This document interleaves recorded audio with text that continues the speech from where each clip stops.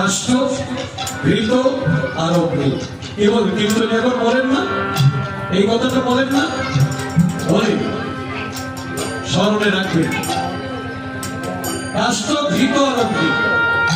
পুরোহিত যখন বলেন আমার যজ্ঞ করব, যজ্ঞের সামগ্রী দাও, আমরা তখন কি দেই? কাষ্ঠ স্বরূপ, কাষ্ঠ কি দেই? কাঠ, আমের ডাল। এমন জায়গা আছে আম গাছ নাই, তখন আমের ডাল দিলে কি করি? না, দরকার নাই। যদি বেল গাছ থাকে বেলের ডাল এনে দেবে। এমনও জায়গা আছে বেলের গাছও নাই, তিলের চাষ ভালো হয়, তাই তিলের কাঠা এনে দেয় কাষ্ঠ স্বরূপ। গল্প, ঘৃত আর ঘর থেকে একটু আগুন জ্বালিয়ে দিন।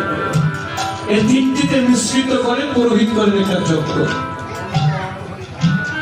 এই করিতে আমার মহাপ্রভু করলেন একটা মহাযজ্ঞ। মহাপ্রভু যে মহাযজ্ঞটি করলেন, এই মহাযজ্ঞটি করতে গিয়ে তিনটি দ্রব্যের প্রয়োজন হয় নাই। জীবন সচ্চরানন্দন, তিনটি দ্রব্যের প্রয়োজন হয় নাই, হয়েছে।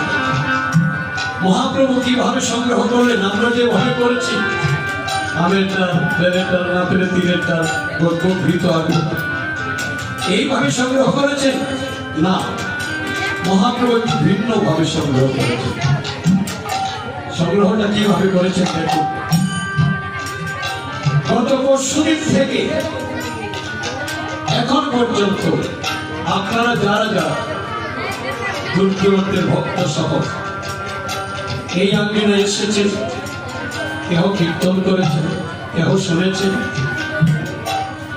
এখনো যারা বসে আছেন, মহাপ্রভু নিজ করে কৃপা করি আপনাদেরকে বানানোর যজ্ঞের কাষ্ঠ। হরিবল। তারপর আসুন ঘৃত। ঘৃতটা কিভাবে মহাপ্রভু সংগ্রহ করলেন? সজ্জনমণ্ডলী, কিছুক্ষণ পূর্বেও বলেছি, এই স্থানটা হল শ্রীমার সাঙ্গিরা। আবার মহাজন এই স্থানটার আরেকটা নাম দিয়েছেন, আরেকটা নাম দিয়েছেন কি? স্থানটার নাম দিয়েছেন একটা বাজার। কিসের বাজার? জাগতিকদের বাজার আছে সেই বাজার না, এই বাজারটার নাম দিয়েছেন সাধের বাজার। আমরা যখন বাজারে যাই, বাজারে যাওয়ার পেছনে একটা উদ্দেশ্য থাকে, যে বাজারে যাব, কিছু সদাই করে আসবো, সদাই নিয়ে আসি। মহাজনকে যখন বলি সদাই মেপে মেপে আমাকে দিয়ে দেন, আর আমরা সদাই যখন আনি, মেপে দিলেই তো নিয়ে আসতে পারি না, এই সদাইয়ের বিনিময়ে তো কিছু দিতে হয়, টাকা পয়সা। টাকা পয়সা না দিলে তো কোনো সদাই দোকানদার দিবে না, তাই টাকা পয়সা দিয়ে দোকানদারের কাছ থেকে এই জিনিসপত্রগুলো নিয়ে আসি।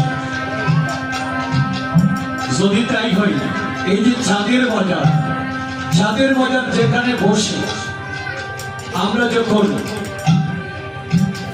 খবর পাই যে চাঁদের বাজার বসেছে, এই চাঁদের বাজারে তখন আসি, দ্রুত ছুটে চলে আসি। কিসের জন্য? এই বাজারে যখন আসলাম, এখান থেকে তো কিছু নিয়ে যাব, নিয়ে যাব। এখানে এমন কি ধন আছে যেখান থেকে নিয়ে যাব? আছে, এখানে যে ধনটা আছে একটা অমূল্য সম্পদ পড়ে রয়েছে এখানে। এই অমূল্য সম্পদটা আমরা নেবার জন্য দ্রুত ছুটে চলে আসি। এই অমূল্য সম্পদটা কি? এখানে অমূল্য সম্পদটা হলো একমাত্র ভক্তের পদধূলি।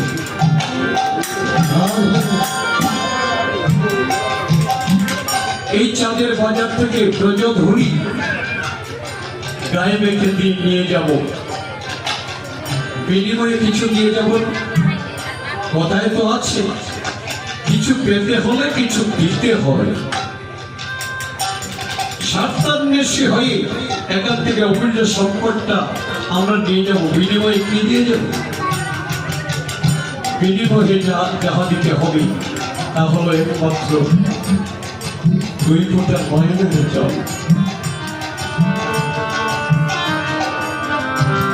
এই যে 2 ফোঁটা নয়নের জল এখানে পরিষ্কার করলাম, এই 2 ফোঁটা নয়নের জল হলো এই মহাযজ্ঞের ঘৃত। হরিব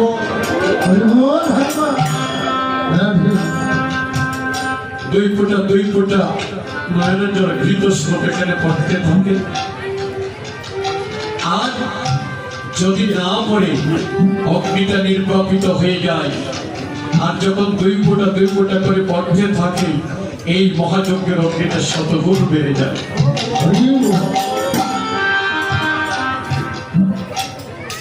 ভক্তের নয়নের জল হলো এই যজ্ঞের ঘৃত, আর ভক্তের ভক্তি হলো অগ্নি।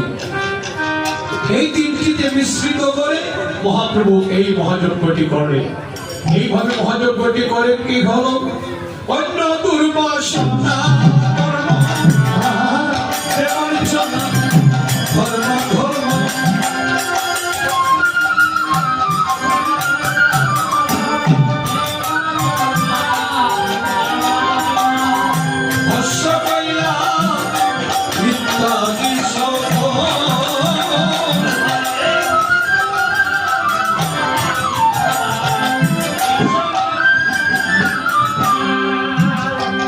দুর্বাসনা কর্ম।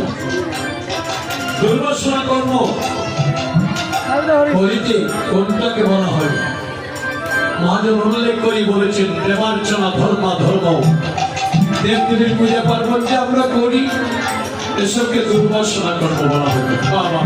কীর্তনিয়া বলেছেন, আমরা অত্যন্ত শ্রদ্ধা সহকারে যে দেবতাগণের ভজন পূজন করে থাকি, আর কীর্তনিয়া বলেন কিনা এসব দুর্বাসনা কর্ম।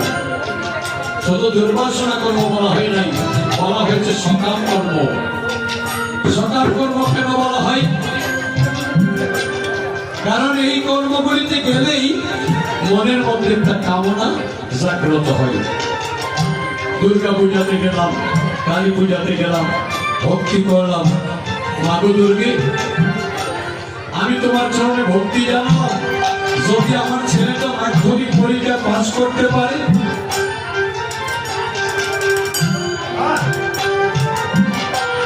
তোমার সম্মুখে একচুয়ালি করা দিয়ে ভোগ দেব।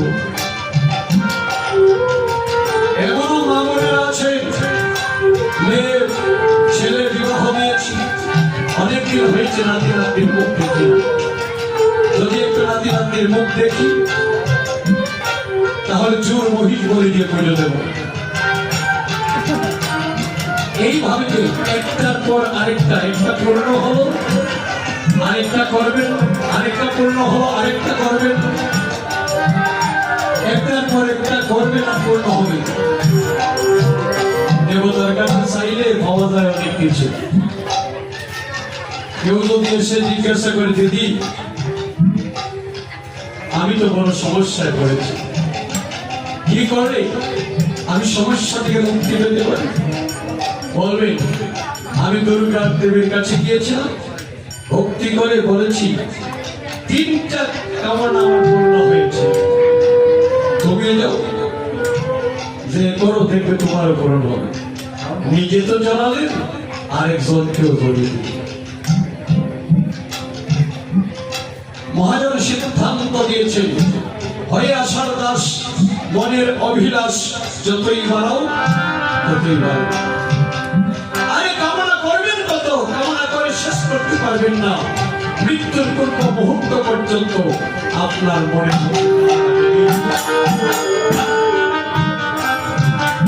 এইসব কামনার পরে কি হয়? কিছুক্ষণ পূর্বে না বললাম বিশ্বের বন্ধনের কথা, এই যে বিশ্বের বন্ধনটা আরো শক্ত হয়ে যায়, তখন কিন্তু মহাবস্তি হওয়ার কাজ করে। তাই সজ্জন মন্ডলী, অনেকে বলবেন কীর্তনী অবস্থা, আপনি যে বললেন এটা সকাম কর্ম, এখানে চাই গেলে ভক্তি করলে মনের মধ্যে যাবে। এই কর্মগুলি কি নিষ্কাম ভাবে করা যায় না? দুর্গা পূজা করলাম, কালী পূজা করলাম, নিষ্কাম ভাবে করা যায় না? আমি বলি করা যায়। এই পূজাগুলি নিষ্কাম ভাবে করা যায়, কিন্তু করতে হলে আমি যদি আপনাদেরকে জিজ্ঞাসা করি, হরিবল, আমি যদি আপনাদেরকে জিজ্ঞাসা করি একটা কথা, আপনারা কি সঠিক উত্তর দিতে পারবেন? আমার সঙ্গে একজন আছে যে তুমি এমন কথা আসলে বলো না যাতে ভক্ত বিরক্ত হয়। বিরক্তির কথা নয়। পূজাগুলি যে নিষ্কাম ভাবে করা যায়, আমি জিজ্ঞাসা করেছিলাম এই বছর কয়েক জায়গায় জিজ্ঞাসা করি, যেমন আসর হয়েছে ৩-৪ হাজার ভক্তবৃন্দ হয়েছে। জিজ্ঞাসা করেছি আজকে বড় দুর্গা পূজা, কালী পূজাতে যখন আমরা যাই, আজ পর্যন্ত বুকে হাত দিয়ে কথাটি বলবে যে আজ পর্যন্ত ভক্তি করে কি বলেছি, মা গো দুর্গা, মা দুর্গারই তোমার চরণে ভক্তি জানালাম, তুমি আমাকে কৃষ্ণ ভক্তি দান করো।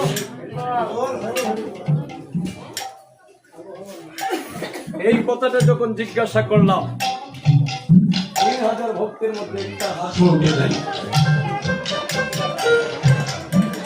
একটা হাত উঠে নাই। যতক্ষণ পর্যন্ত আমরা বলতে পারবো না মাগো কৃষ্ণ ভক্তি দান করো, ততক্ষণ পর্যন্ত কর্মটা আমাদের জন্য সকালই হয়ে গেল। কৃষ্ণ আমার হলো না। এই কথাটা পূর্বেই ভগবান জানেন যে কলির জীব এই কর্মগুলিকে কখনো নিষ্কাম করতে পারবে না। নিষ্কাম কর্ম করতে হলে কলির জীবের জন্য একটা সহজ পথ করে দিয়ে যেতে হবে। সহজ উপায়টা কি মহাপ্রভু করে দিলেন? উপায়টা হলো এই কলিতে একমাত্র নিষ্কাম কর্ম হলো হরিনাম মহাযজ্ঞ। দেব দেবীর কাছে গিয়ে ভক্তি করে তো আমরা চাই, যেখানে পাওয়া যায় সেখানে চাই। মহাপ্রভুর বাড়িতে যারা আসে, মহাপ্রভুর কাছে এসে কেউ কিছু চান কেন চান না জানেন? মহাপ্রভুর কাছে কিছু চাইলে পাওয়া যায় না। কেন পাওয়া যায় না? আপনারা গ্রন্থের পাতায় দেখেছেন, ছবিতে ভাবেও দেখেছেন, যত অবতারগণ আছেন, যত দেবতাগণ আছেন, সবার হাতে একটা না একটা কিছু আছে। কি বলেন, আছে না? দেবতা অবতারগণের হাতে কিছু না কিছু আছে, তো আছে। আপনারা লক্ষ্য করে দেখুন আমার মহাপ্রভুর হাতে কি আছে। মহাপ্রভুর ছবিটা যেখানে আছে লক্ষ্য করে দেখুন মহাপ্রভুর হাতে কি কিছু আছে? মহাপ্রভুর হাতে কিছু নেই, রিক্ত হস্তে দাঁড়িয়ে আছে। রিক্ত হস্তে দাঁড়িয়ে আছেন। আপনাকে কিছু দেবেন, দেবার মতো কিছু মহাপ্রভুর কাছে নাই। মহাপ্রভু নিজেই নিয়ে আসলেন একটা ভিক্ষার ঝুলি। তবে সজ্জন মন্ডলী, আমরা যখন মহাপ্রভুর কাছে আসি, আমরা যখন মহাপ্রভুর কাছে আসি, এসে ভক্তি করি, ভক্তি করে মহাপ্রভুর কাছে তো কিছু না কিছু চাই। কি চাই? হে ভগবান, এই ধরাধামে 84 লক্ষ যোনি ভ্রমণ করে এই দুর্লভ মানব জন্মটি আমি লাভ করেছি। আমার এই জন্মে তোমার চরণের পাশে আছি। আমি একটা কামনাই করি ভগবান, তুমি আমাকে এই ধরনের যতবার জন্ম দাও না কেন, আমি যেন একটা শুদ্ধ কৃষ্ণ ভক্ত মায়ের করি, একজন শুদ্ধ কৃষ্ণ ভক্ত হয়ে জন্ম লাভ করতে পারি। আর আমার প্রতিটি জন্মে তোমার চরণের পাশে, চরণের দাস